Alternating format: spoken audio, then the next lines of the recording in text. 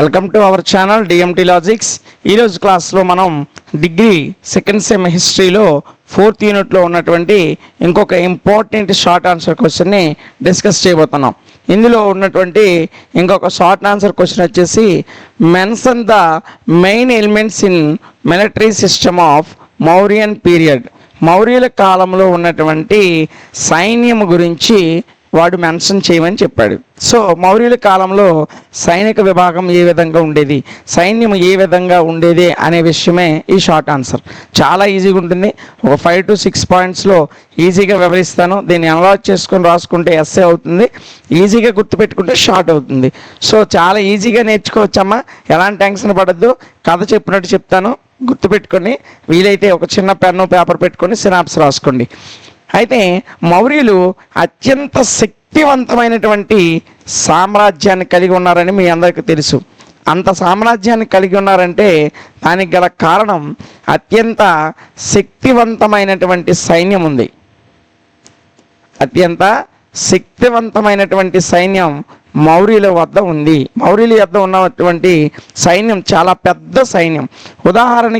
దీనికి ఉదాహరణగా మనం కళింగ యుద్ధాన్ని, అశోకుడి కాలంలో జరిగినటువంటి కళింగ యుద్ధం గురించి మనం చెప్పుకోవచ్చు.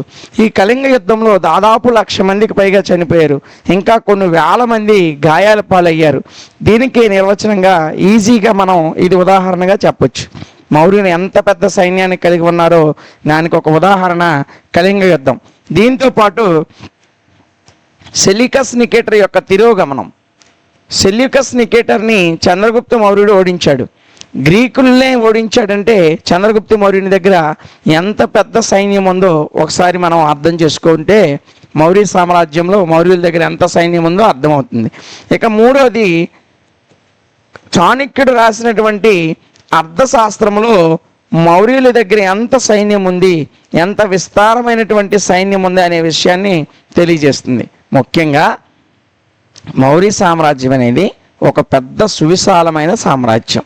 ఇంత పెద్ద సామ్రాజ్యాన్ని చంద్రగుప్త మౌర్యుడు, ఆ తర్వాత వచ్చినటువంటి అతని వారసులు బిందుసారుడు కానీ అశోకుడు కానీ విస్తరించారు అంటే కారణం ఏంటంటే మౌర్యులు అత్యంత శక్తివంతమైన సైన్యాన్ని కలిగి ఉన్నారు. ఈ సైన్యాన్ని, మౌర్యులు ఎంత పెద్ద సైన్యాన్ని కలిగి ఉన్నారో తెలియజేయడానికి ఆధారాలుగా మనం కళింగ యుద్ధాన్ని చూసుకున్న, సెల్యూకస్ నికేటర్ తిరోగమనాన్ని అంటే భారతదేశాన్ని విడిచిపెట్టి వెళ్ళిపోవడాన్ని చూసిన, అదేవిధంగా అర్థశాస్త్రంలో చాణక్యుడు ఈ యొక్క మౌర్య సామ్రాజ్యానికి చెందిన సైన్యాన్ని వివరించిన కథనాలను చూసినా మౌర్యులు ఎంత పెద్ద సైన్యాన్ని కలిగి ఉన్నారు అనే విషయాన్ని మనకు క్లియర్గా అర్థమవుతుంది. అయితే ఈ సైన్యంలో మౌర్యులు వివిధ రకాల దళాలను కలిగి ఉన్నారు. అదేంటంటే మొదటిది వచ్చేసి పదాతి దళం, రెండోది వచ్చేసి అశ్విక దళం, మూడోది వచ్చేసి రథదళం, నాలుగోది వచ్చేసి గజదళం. దీన్ని హస్తిదళం అన్న గజదళం అన్న ఒకటే. ఈ 4 రకాల దళాలని మౌర్యులు కలిగి ఉండేవారు. ఈ 4 దళాలు ఏంటి? ఒకటోది పదదళం, పదాతి దళం అన్న పదదళం అన్న ఒకటే. అంటే ఎలాంటి గుర్రాలు ఏనుగుల మీద కాకుండా నడిచి వెళ్ళే సైనికులు కలిగినటువంటి సైన్యం ఉండేది. ఇక రెండోది అశ్విక దళం, గుర్రాల మీద యుద్ధం చేసేటువంటి దళం ఉండేది. మూడోది రథాలు, పెద్ద పెద్ద రథాల మీద వెళ్ళి ఒకటి సింగిల్ గుర్రం మీద వెళ్ళేది అశ్విక దళం. 4-5 గుర్రాలని ఒక రథానికి కట్టేసి యుద్ధం చేసేటువంటి పెద్ద పెద్ద యోధులు కూడా ఉండేవారు, దాన్ని రథదళం అంటారు. ఇక నాలుగోది హస్తిదళం, అంటే ఏనుగుల మీద వెళ్ళి యుద్ధం చేసేటువంటి హస్తిదళం కూడా ఉండేది. ఈ 4 రకాల దళాలతో మౌర్య సామ్రాజ్యం అనేది అత్యంత శక్తివంతంగా ఉండేది. అయితే మౌర్యుల కాలంలో ఉన్నటువంటి సైన్యాన్ని వివరిస్తూ ప్లీనీ అనేటువంటి ఒక చరిత్రకారుడు, మౌర్య సామ్రాజ్యంలో ఉన్నటువంటి సైన్యాన్ని ఏ విధంగా వర్ణించాడంటే, మౌర్య సామ్రాజ్యంలో దాదాపు 9,000 ఏనుగులు ఉండేవి. ఇతని ప్రకారం మౌర్య యొక్క సైన్యంలో ఎన్ని ఏనుగులు ఉండేవి? 9,000 ఏనుగులు ఉండేవి. అదేవిధంగా 3,000 అశ్విక దళం ఉండేది. అశ్విక దళం ఎంతమ్మా? 3,000 అశ్విక దళం ఉండేది. మౌర్య సామ్రాజ్యంలో అతి పెద్ద సామ్రాజ్యం అని మీకు తెలుసు.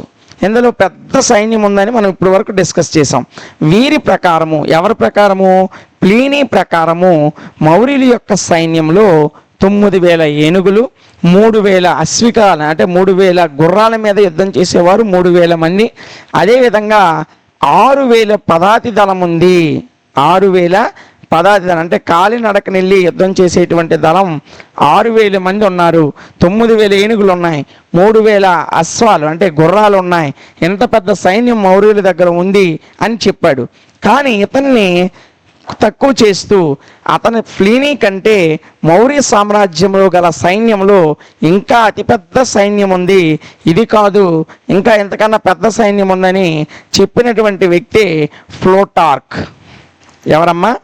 ప్లూటార్క్. ప్లీనీ ఏం చెప్పాడు? 9,000 ఏనుగులు ఉన్నాయని చెప్పాడు. ఓకేనా? ఇంకా ఎన్ని గుర్రాలు ఉన్నాయి? 3,000 అశ్వదళాలు ఉన్నాయి. అంటే ఒక్కొక్క గుర్రం మీద ఒక్కొక్క వ్యక్తి ఉంటాడు.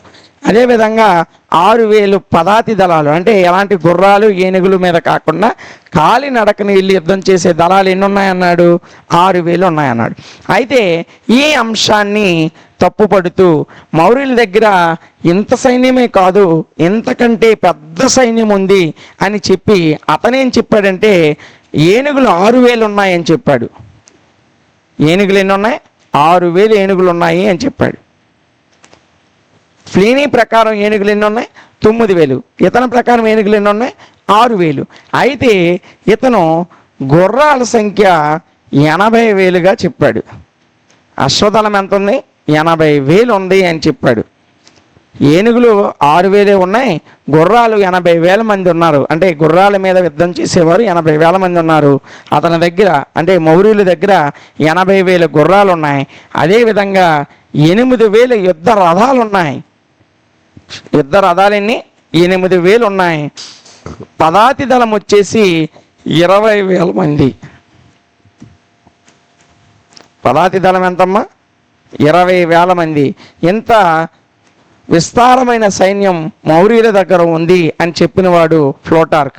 6,000 ఏనుగులు, 80,000 గుర్రాలు, 8,000 రథాలు, 20,000 మంది పదాతి దళాలు. అంటే ఎలాంటి ఏనుగులు గుర్రాల మీద కాకుండా కాలినడకన వెళ్ళి యుద్ధం చేసేటువంటి వాళ్ళు 20,000 మంది ఉన్నారు. ఎంత పెద్ద సైన్యాన్ని కలిగి ఉండి బలముగా ఉన్నారు. అదేవిధంగా విస్తారమైనటువంటి తన నగరము చుట్టూ మౌర్యుల యొక్క రాజధాని అయినటువంటి పాటలీపుత్రం నగరము చుట్టూ ఎత్తైన ప్రాకారం కలిగిన కోటలు, పెద్ద పెద్ద దర్గాలు ఉన్నాయి. వీటన్నిటినీ దాటి మౌర్యులను జయించడం అసంభవం. అందుకే ధననందుడి తర్వాత ధననందుడి కాలంలో వచ్చినటువంటి అలెగ్జాండర్ కూడా చంద్రగుప్త మౌర్యునితో సంధి చేసుకొని వెనక్కి వెళ్ళిపోయాడు. ఆఖరికి చంద్రగుప్త మౌర్యుని దగ్గరికి అలెగ్జాండర్ వచ్చి సంధి చేసుకొని వెళ్ళిపోతాడు. ఎందుకంటే బియాస్ నది వరకు వచ్చిన తర్వాత అలెగ్జాండర్ సైన్యము భారతదేశంలోకి ఎంటర్ అవ్వడానికి భయపడింది. భారతదేశ రాజులు పెద్ద పెద్ద గుర్రాలు, పెద్ద పెద్ద ఏనుగులు, పెద్ద పెద్ద రథాలతో కూడినటువంటి విస్తారమైన సైన్యాన్ని కలిగి ఉంటారు, వారితో యుద్ధం చేయలేమని చెప్పి బియాస్ నది వరకే అలెగ్జాండర్ సైన్యం వచ్చి భారతదేశం నుంచి వెనుదిరిగింది. దానికే ఉదాహరణ ఈ మౌర్య సామ్రాజ్యం. మౌర్య సామ్రాజ్యంలో ఎంత పెద్ద సైన్యం ఉండబట్టే శత్రు దేశాలు మౌర్యుల కాలంలో భారతదేశం వైపు చూడడానికి భయపడ్డాయి. అయితే మనకి అర్థశాస్త్రాన్ని రచించినటువంటి కౌటిల్యుడి ప్రకారం, కౌటిల్యుడన్నా చాణక్యుడన్నా ఒకటే మీకు తెలుసు.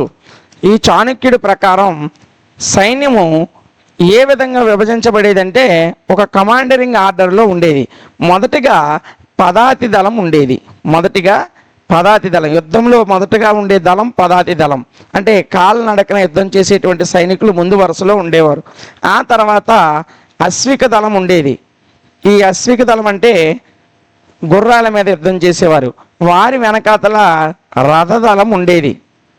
ఇక చివరలో రాజులు, చక్రవర్తులు అందరూ కలిపి గజదళం మీద ఉండేవారు. దీన్నే అస్థి దళం అంటారు. ఇలా 4 రకాలుగా దళాలు యుద్ధంలో ఒకదాని తర్వాత ఒకటి యుద్ధంలో పార్టిసిపేట్ చేసేవి, 4 వరుసల్లో సైన్యాన్ని నిలవబెట్టేవారు అని అర్థశాస్త్రం కౌటిల్యుడు రచించినటువంటి అర్థశాస్త్రం తెలియజేస్తుంది. దీన్నే ప్రస్తావిస్తూ అదే రాజ్యంలో ఉన్నటువంటి మెగస్తనీస్ రాసిన ఇండికా అనే గ్రంథంలో ఈ 4 దళాలకి ఒక్కొక్క అధ్యక్షుడు ఉంటాడు. పదాధ్యక్షుడు, అలాగే అశ్విక దళ అధ్యక్షుడు, అలాగే రథదళ అధ్యక్షుడు, గజదళ అధ్యక్షుడు, ఈ 4 దళాలకి సంబంధించినటువంటి కమాండరింగ్ అధికారులు ఉండేవారు. వాళ్ళు ఇక్కడ ఈ దళాలని చాలా తెలివిగా, చాలా వ్యూహాత్మకంగా నడిపేవారు. అందువల్లే మౌర్యులు ఎంత పెద్ద రాజులతోనైనా సులభంగా యుద్ధాల్లో గెలుపొందేవారు అని ఈ యొక్క మౌర్యుల యొక్క సైన్యాన్ని వివరించారు. ఎవరు? ఇండికా అనే గ్రంథంలో మెగస్తనిస్ వివరించాడు. ఇంకా వీరి యొక్క సైన్యం గురించి మనం మాట్లాడుకుంటే, సైన్యంలో ఎవరికైనా యుద్ధంలో జరుగుతున్నప్పుడు గాయాలు కానీ ఏవైనా రక్తస్రావం కానీ జరిగితే వైద్య సేవలు కూడా అందుబాటులో ఉండేవి. ఏ సేవలు? వైద్య సేవలు కూడా అందుబాటులో ఉండేవి. సైనిక వ్యవస్థకి బలమైనటువంటి వైద్య సేవ కూడా అందుబాటులో ఉండేది. ఇంకా చెప్పాలంటే ఈ మౌర్యులు ఆయుధాల ఉత్పత్తి నిర్వహణ చేయడానికి ఆయుధగారాలు కూడా ఉండేవి. ఆయుధాల ఉత్పత్తి, ఈ ఆయుధాలను సొంతంగా తయారు చేసుకునేవారు, అదేవిధంగా వాటిని సొంతంగానే నిర్వహించేవారు. ఆయుధాల ఉత్పత్తి నిర్వహణ మీద ఆయుధగారం, ఇప్పుడు ధనాగారం ఎలాగ ఉంటుందో ఆయుధ కర్మాగారం కూడా మౌర్యుల కాలంలో ఉండేది. దాని మీరు బాహుబలి చూసినట్లయితే కట్టప్ప ఆయుధ కర్మాగారానికి అధిపతిగా ఉంటాడు, చూశారు? అదేవిధంగా మౌర్య సామ్రాజ్యంలో ఆయుధ కర్మాగారం ఉండేది. సొంతంగా కత్తులు, గదలు, ఈటెలు, బల్యాలు అన్నిటినీ కూడా సొంతంగానే ఉత్పత్తి చేసుకునేవారు. దానికి ఒక అధ్యక్షుడు ఉండేవాడు, అతనే ఆయుధగార అధ్యక్షుడు. ఈ విధంగా బలమైనటువంటి సైనిక వ్యవస్థను కలిగి మౌర్య సామ్రాజ్యం అనేది ఉండేది. మౌర్య వంశంలో ఉన్న ఏ రాజు అయినా సరే, అది చంద్రగుప్త మౌర్యుడైనా, బిందుసారుడైనా, లేదా అశోకుడైనా, వీళ్ళందరూ కూడా ఎంత శక్తివంతమైనటువంటి సైన్యాన్ని కలిగి ఉండేవారు. వీళ్ళు సైన్యంలో ఉన్నటువంటి సైనికులకి 4,000 నుంచి 48,000 వరకు పణాలని జీతంగా నగదు రూపంలో ఇచ్చేవారు. ఇప్పుడు మనం రూపాయలు అంటున్నాం, మౌర్యుల కాలంలో డబ్బుని పణాలు అనేవారు. సో వాళ్ళ యొక్క సీనియారిటీని బట్టి, లేదా వాళ్ళు ఈ దళాల్లో ఏ దళానికి చెందుతారు, పదాతి దళమా, అశ్విక దళమా, రథదళమా, గజదళమా, ఈ దళాలను బట్టి వాళ్ళకి 4,000 నుంచి 48,000 వరకు పణాలని నగదు రూపంలో జీతాలుగా చెల్లించేవారు. ఎంత గొప్ప బలమైన పటిష్టమైనటువంటి సైనిక వ్యవస్థని మౌర్యులు కలిగి ఉండేవారు. ఇది మౌర్యుల యొక్క సైనిక వ్యవస్థకు సంబంధించినటువంటి సమాచారం. చాలా ఈజీగా ఉంటుంది. వీడియోని 1-2 సార్లు చూడండి అమ్మా, ఈజీగానే మీకు అర్థమవుతుంది. జస్ట్ ఒక 8 to 10 పాయింట్స్ మాత్రమే మనం మెన్షన్ చేసాం. సో వీటిని జాగ్రత్తగా సినాప్స్గా నోట్స్ రాసుకొని, మీరు నోట్స్ రాయాల్సిన అవసరం కూడా లేదు, ఎందుకంటే మనం ఈ యొక్క క్లాసెస్తో పాటు వీటికి సంబంధించిన పీడిఎఫ్ని మన యాప్లో ప్రొవైడ్ చేస్తున్నాం. యాప్ నేమ్ వచ్చేసి డిఎంటీ లాజిక్స్, మీకు ప్లే స్టోర్లో అవైలబుల్గా ఉంటుంది. ఈ వీడియో కనుక మీకు నచ్చినట్లయితే లైక్ చేయండి, ఇంకా మీ ఫ్రెండ్స్కి ఈ వీడియోని షేర్ చేయండి, అది వారికి కూడా ఉపయోగకరంగా ఉంటుంది. ఇంకా మీకు ఏవైనా సబ్జెక్ట్స్ కావాలన్నా, ఏవైనా డౌట్లు ఉన్నా కామెంట్ సెక్షన్లో మెన్షన్ చేయండి, మేము వెంటనే రిప్లై ఇస్తాం. ఇలాంటి మరిన్ని వీడియోస్ కొరకు మన ఛానల్ని సబ్స్క్రైబ్ చేసుకోండి. Thank you.